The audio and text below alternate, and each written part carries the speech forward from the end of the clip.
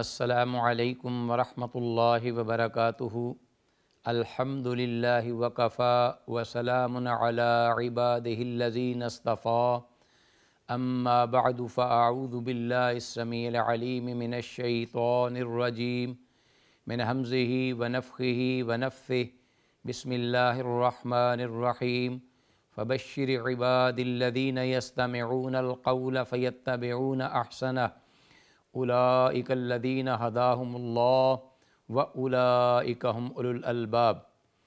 ناظرین، پیش خدمت ہے پروگرام صوت ہادی، اور بارگاہ ایزدی میں دعا ہے کہ اللہ تعالیٰ اس پروگرام کو ہم سب کے لیے دونوں جہانوں میں باعث منفعت بنائے، اور جو کچھ بھی کتاب اللہ سنت رسول اللہ صلی اللہ علیہ وسلم کی تعلیمات کی روشنی میں سنا جائے، سمجھا جائے، اس پر عمل پیرا ہونے کی توفیق عطا فرمائے۔ سبحانک لا علم لنا الا ما علمتنا انک انت العلیم الحکیم۔ آج کی اس نشست میں ہونے والی گفتگو کا موضوع وہ حدیث ہے جس کا تذکرہ یا آغاز ہم نے گزشتہ پروگرام میں کر دیا تھا، لیکن وقت کی قلت کے باعث ہم نے معذرت کی کہ آئندہ پروگرام میں انشاءاللہ اس حدیث کا تذکرہ ہوگا اور اس کے بعد دیگر احادیث کا ذکر کیا جائے گا۔ ناظرین، یہ کتاب الحج اور اس کے ضمن میں مؤلف رحمہ اللہ نے جو ابواب اور احادیث کا سلسلہ شروع کیا ہے، ان کا زیادہ تر تعلق اس وقت محرم کے لیے ان چیزوں کا استعمال جو جائز ہیں اور ان چیزوں کا استعمال جو ممنوع ہیں، ناجائز ہیں۔ موضوع کا یہی اس وقت جو گفتگو ہے اسی موضوع پر ہے احادیث کی روشنی میں۔ تو آتے ہیں سب سے پہلے اس حدیث کی جانب جس کا آغاز ہم نے اس سے پہلے کیا ہے۔ یہ حدیث ہمارے پاس 746 نمبر ہے۔ ام المومنین حضرت عائشہ رضی اللہ تعالی عنہا سے مروی ہے، اور میں چاہوں گا کہ ایک بار پھر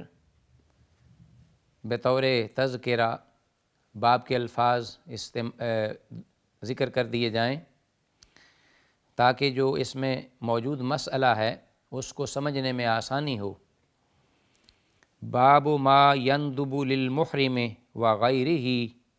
قتلہ من الدواب فی الحل والحرم۔ اس بارے میں یہ باب ہے کہ محرم کے لیے جو حالت احرام میں ہے، چاہے وہ حج کا احرام ہے یا عمرے کا،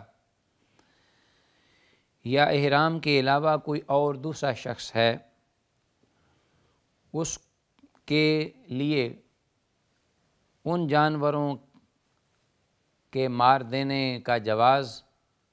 جو موذی ہیں، تکلیف دہ ہیں، اذیت کا باعث ہیں، اور بسا اوقات انسان کے لیے جان لیوا بھی ہو سکتے ہیں، ہر جگہ پر، خواہ وہ ہل ہو یا حرم ہو۔ تو مؤلف رحمہ اللہ نے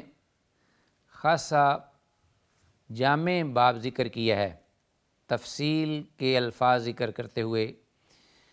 جیسا کہ جو حدیث امام بخاری رحمہ اللہ نے ذکر کی ہے اس میں صرف یہ الفاظ ذکر ہوئے ہیں، باب ما یقتل المحرم من الدواب، کہ محرم کے لیے جن جانوروں کے مارنے کا جواز ہے احرام کی حالت میں، خواہ وہ حل ہو یا حرم ہو، اس کا تذکرہ باب میں نہیں۔ تو بہرحال یہی الفاظ جو ہیں وہ امام ترمذی رحمہ اللہ نے بھی اپنے باب میں ذکر کیے ہیں، اور اسی حدیث کے تحت جو حضرت عائشہ رضی اللہ تعالیٰ عنہ سے اس وقت زیر بحث ہے، زیر گفتگو ہے، کہ باب ما یقتل المحرم من الدواب۔ آتے ہیں، جیسا کہ میں نے تذکرہ کیا تھا کہ یہ احادیث خاص طور پر احرام کے آداب اور احرام میں جن چیزوں کا جواز ہے کرنے کا اور جن چیزوں کے نہ کرنے کے بارے میں ذکر ہے، یہ ہمیں تعلیم دیتی ہیں۔ اس حدیث میں یہ ذکر ہے، جیسا کہ پہلی احادیث میں کچھ منہیات کا ذکر تھا، ممنوعات کا، اور اب محرم کے لیے وہ جانور جن کے مارنے کا حکم ہے۔ حضرت عائشہ رضی اللہ تعالیٰ عنہ سے روایت ہے کہ ان رسول اللہ صلی اللہ علیہ وسلم قال، اللہ کے رسول صلی اللہ علیہ وسلم نے ارشاد فرمایا، خمس من الدواب، 5 قسم کے ایسے جانور ہیں، خمسن، دواب یہ دابتن کی جمع ہے اور دابن بھی لکھا جاتا ہے، مؤنث دابتن، تو اس سے مراد کل ما تدب فی الارض، ہر رینگنے والا یا مال برداری کے لیے استعمال ہونے والا یا چرنے والا جانور یا رینگنے والا،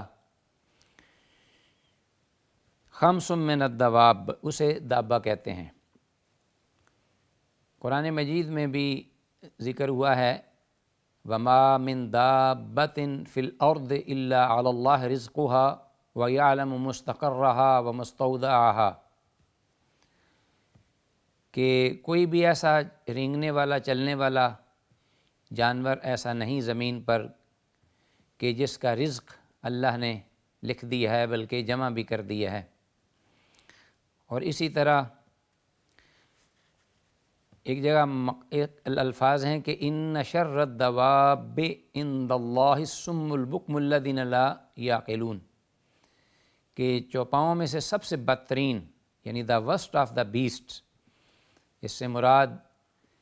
وہ لوگ لیے گئے ہیں کہ الصم البکم، وہ بہرے اور گونگے جو کہ ہدایت ہوتے ہوئے بھی نہ ہدایت کی بات سنتے ہیں نہ سمجھتے ہیں، تو وہ بلکہ بدترین جانور ہیں، جنگلی جانور، بیسٹ، چوپائے۔ تو دواب کا لفظ بھی آیا ہے اور دابہ کا بھی۔ یہاں فرمایا کہ 5 قسم کے جانور، کلہن، سب کے سب، فاسقن، فاسق ہیں۔ اب فاسق کا اگر ذکر کیا جائے کسی انسان کے ساتھ، اس سے مراد ہے کہ الذی یخرج من طاعت اللہ، فسق، الخروج من طاعت اللہ، وہ فسق ہوتا ہے، نافرمانی، اللہ کے حکم سے نکل جانا، اللہ کے حکم کی نافرمانی کرنا، اللہ اور اس کے رسول کی حکم عدولی کرنا، اس کو فسق کہتے ہیں۔ لیکن یہاں رسول اللہ صلی اللہ علیہ وسلم نے 5 قسم کے جانوروں کا نام لے کر کہا کہ یہ سب کے سب فاسق ہیں۔ مراد فاسق کہنے سے یہ ہے کہ یہ جانور انسانیت کے لیے یا دیگر جانوروں کے لیے، جانداروں کے لیے اذیت کا باعث ہیں، تکلیف کا، اور ان سے شر جنم لیتا ہے،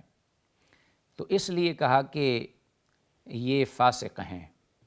جیسا کہ فسق سے شر جنم لیتا ہے، زمین میں فساد جنم لیتا ہے اور اللہ کی مخلوق اس سے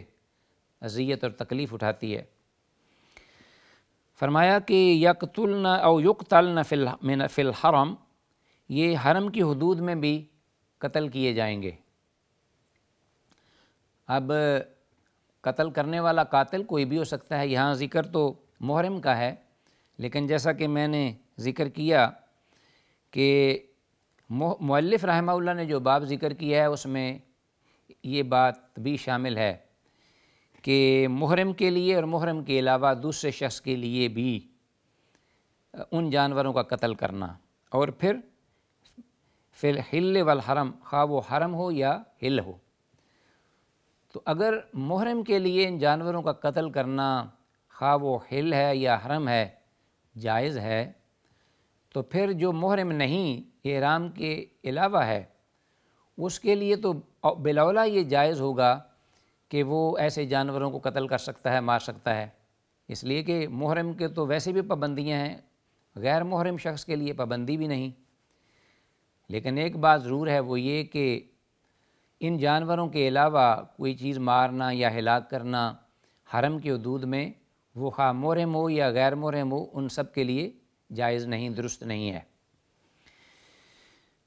تو فرمایا کہ الغراب، پہلے سب سے ذکر کیا رحمۃ للعالمین نے الغراب، کوا۔ یہاں غراب جو ہے یہ الف لام اس پر ہے، ذکر ہوا ہے کہ ہر قسم کا کوا، لیکن بعض روایات میں اس کی نشاندہی کی گئی ہے، اس کا تعین ہے الغراب الابقع، یعنی ایسا کوا مارا جائے کہ جو پشت سے جس پر سفیدی ہو،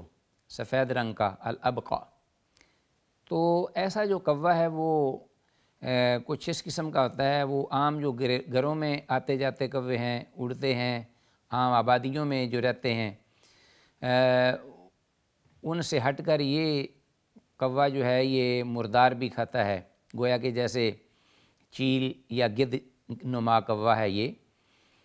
تو چیر پھاڑ بھی کرتا ہے، نوچتا بھی ہے۔ تو اس طرح کے کوے کا بھی ذکر ہے، لیکن بہرحال یہاں مراد الغراب سے لے کر ہر وہ کوے کی جنس جو نقصان دے، جو تکلیف دہ ہو، موذی ہو۔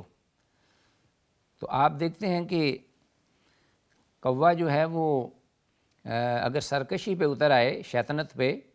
تو عام جو اڑنے والے گھروں کی بستیوں میں یہ پرندے ہیں وہ بھی بڑا نقصان دیتے ہیں۔ یہ مشہور ہے اپنی چاپلوسی میں اور کھانے بچوں کے ہاتھوں میں چھین کر لے جانے میں۔ اسی طرح یہ ہے کہ گندگی کھا کر پھر آ کر گھروں میں جو پڑا ہوتا ہے کھانے کی چیزیں، اشیاء، اس میں منہ ڈالنے میں۔ اسی طرح کچھ چھوٹے موٹے مرغیوں کے چوزے اڑانے میں بھی اڑا کے لے جاتے ہیں۔ بلکہ دیکھا گیا ہے کہ بعض جو جانور بار بیٹھے ہوتے ہیں، اونٹ، حتیٰ کہ گھوڑے یا بھینسیں یا بھیڑ بکریاں، ان کی پشتوں پہ چونچ مار مار کر یہ زخمی کر دیتا ہے، پھر اس میں انفیکشن ہو جاتی ہے اور جانور یہاں تک کہ موت کے منہ میں چلے جاتے ہیں جب وہ انفیکشن بڑھ جائے۔ اسی طرح بعض دفعہ یہ سرکش کوے جو ہیں وہ لوگوں کے سروں پہ ان کے بالوں کو، کانوں کو، بالیوں کو نوچ لیتے ہیں، جانوروں کی آنکھیں نکال دیتے ہیں۔ تو ایسا شریر جانور جو کہ نقصان دہ وضعیت کا باعث، تو اس کے لیے حکم ہے کہ وہ حل میں ہو یا حرم میں، اس کو محرم بھی مار سکتا ہے اور دوسرا شخص بھی۔ والحداعۃ، اور حداعۃ جو ہے یہاں سے مراد حدیہ بھی لکھا گیا الفاظ ہیں، گدھ یا چیل۔ یہ بھی عام خاص طور پر جب بستیوں میں عام کھلی جگہ ہوں تو اس میں یہ جانور، یہ پرندہ بہت نظر آتا ہے۔ چیل جو ذرا کم ہلکے وزن کی ہوتی ہے، کوا نما،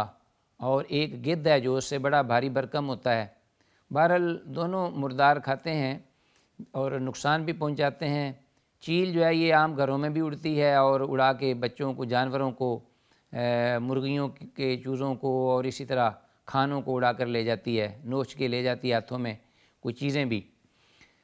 تو یہ ایسی چیل جو ہے پھر اس پر پلس وہ گدھ بڑا، یہ اگر نقصان دیتے ہیں تو نقصان دہ ان جانوروں کو پکڑنا، مارنا، تلف کرنا یہ جو ہے محرم کے لیے جائز ہے۔ اسی طرح آگے فرمایا کہ والاقرب، تیسرا رسول اللہ صلی اللہ علیہ وسلم نے جو ذکر کیا ہے وہ ہے بچھو۔ بچھو بھی بہت مضر، تکلیف دہ، اذیت ناک ایک جانور ہے۔ سب لوگ اس کے بارے میں جانتے ہیں اور کسی بھی مقام پر ہر جگہ اس کا پایا جانا ممکن ہے۔ تو رسول اللہ صلی اللہ علیہ وسلم نے فرمایا کہ جو ہی یہ بچھو نظر آئے تو اس وقت ہر کوئی شخص جو ہے اس کو لپکے مارنے کے لیے اس کو مار دے۔ خاص طور پر رسول اللہ صلی اللہ علیہ وسلم کے ساتھ رفقاء صحابہ کرام رضوان اللہ علیہم اجمعین جب ہوتے سفر پر تو اس وقت بھی بچھو کاٹ جاتے صحابہ کو، اور پھر آپ صلی اللہ علیہ وسلم نے بعضوں کو دم بھی فرمایا۔ مدینہ منورہ کے قریب ایک صحابی کو بچھو نے کاٹ لیا تھا۔ بسم اللہ تربت وردنا بریقت بعدنا ویشفا سقیمنا باذن ربنا، اور اپنا لعاب دہن وہ اس کو ملا کر مٹی کے ساتھ دم کیا تھا۔ تو بڑا ہی یہ زہریلا جانور ہے، بس اوقات اس کے کاٹنے سے آدمی فوراً موت کی گھاٹ چلا جاتا ہے۔ تو یہاں ناظرین عقرب کا ذکر ہے، لیکن سانپ کا ذکر نہیں ہوا، حالانکہ سانپ اپنی شرارت، اپنی اذیت، تکلیف اور زہر کی وجہ سے بچھو سے بھی زیادہ معروف ہے، اور سانپوں کی تو ہزاروں اقسام ہیں۔ قرآن میں بعض ایسے سانپ ہیں حدیث کے مطابق ہی کہ ایسے زہریلے سانپ ہیں کہ ان کی طرف اگر نظر ملا کر آدمی دیکھے تو نظر کو کھینچ لیں، اور زہر کی وجہ سے ایسے ایسے زہر آلودہ یہ سانپ ہیں، اور ان کے شر اور ان کی تکلیف اور ان کی اذیت معروف ہے، یہاں ذکر نہیں ہے۔ تو اس کا مطلب یہ ہے کہ جہاں اگر بچھو کا ذکر نہیں ہوا تو سانپ بچھو کا ذکر ہوا ہے، سانپ کا ذکر نہیں ہوا، تو بچھو کے مارنے کا حکم ہے تو سانپ کو بھی بالاولیٰ مارنے کا حکم ہے، جائز ہے کہ وہ اگر نظر آ جائے سانپ تو اس کو فوراً مار دو۔ اگرچہ گھروں میں رہنے والے سانپ بڑے ان کے بارے میں کچھ تعلیمات بھی ہیں، ان کا شاید ذکر آگے آئے گا، لیکن میں اشارہ کرتا چلوں کہ ایک بہت بڑا سانپ ناگہاں نظر آ جائے اچانک، تو گھر والے مارنے سے پہلے 3 بار یہ اس کو آواز دیں کہ اگر تم کچھ اور ہو مخلوق تو یہاں سے چلے جاؤ، ہمیں اذیت نہ دو، اور اگر جن وغیرہ نہیں تو پھر وہ بیٹھا رہے گا ویسے ہی، وہ بات ہی نہیں سمجھ پائے گا، اور اگر جن وغیرہ ہوگا تو وہ چلا جائے گا اور وہ مرنے سے بچ جائے گا۔ اور اگر 3 بار کہنے سے وہ نہ جائے تو اس کو مارنے کا حکم ہے کہ وہ سانپ مار دیا جائے۔ ناظرین سانپ اور بچھو یہ معروف ہیں، ایسے کیڑے رینگنے والے جو کہ اپنی اذیت اور تکلیف میں بہت زیادہ معروف ہیں ہر عام و خاص کے ہاں۔ تو اس لیے رسول اللہ صلی اللہ علیہ وسلم نے خاص طور پہ ان کا ذکر اور دیگر حدیث میں بھی کیا ہے۔ ایک حدیث میں تو یہ بھی الفاظ ہیں کہ اقتلوا الاسودین الحیۃ والعقرب، کہ 2 سیاہ رنگ کے کیڑوں کو قتل کر دو، مار دو۔ صلاۃ انہی کے الفاظ بھی ہیں کہ اقتلوا الاسودین فی الصلاۃ الحیۃ والعقرب، سانپ اور بچھو دونوں کو نماز کی حالت میں مار دو۔ گویا کہ یہ دونوں میں سے کوئی نظر آ جائے تو اگر کوئی شخص نماز بھی پڑھ رہا ہو تو چونکہ یہ تکلیف دینے والے اذیت ناک کیڑے ہیں، ان کو فوراً مار دینا چاہیے، رسول اللہ صلی اللہ علیہ وسلم کا یہ حکم ہے۔ تو اس اعتبار سے رسول اللہ صلی اللہ علیہ وسلم نے ناظرین یہ حدیث بیان فرما کر محرم یا غیر محرم ہر شخص کے لیے ہر جگہ پر جہاں بھی یہ جانور نظر آ جائیں، اور کچھ آگے جن کا ذکر آ رہا ہے ہم کریں گے، حکم ہے کہ ان کو نہ مارنے کا حکم ہے کہ ان کو مار دیا جائے تاکہ دوسروں کے لیے تکلیف کا باعث نہ بنے۔ اور یہ تعلیم دے کر محسن اعظم محسن انسانیت صلی اللہ علیہ وسلم جو رحمت للعالمین ہیں، انہوں نے قیامت تک کے لیے ایک ہمیں نسخہ فراہم کر دیا ہے امت کے لیے کہ امت کے مال کا اور اس کے جان کا تحفظ اس کی ضمانت دی رحمت للعالمین نے، اور ہمارا دین سب سے بڑھ کر لوگوں کے مال، جان، عزت، ناموس اس کی حفاظت کی ضمانت دیتا ہے۔ تو اس لیے یہ ایک فطری دین ہے، اور اس کی تعلیمات پر عمل کرنا بھی دنیاوی اور اخروی ہر اعتبار سے فائدہ مند ہے، منفعت بخش ہے۔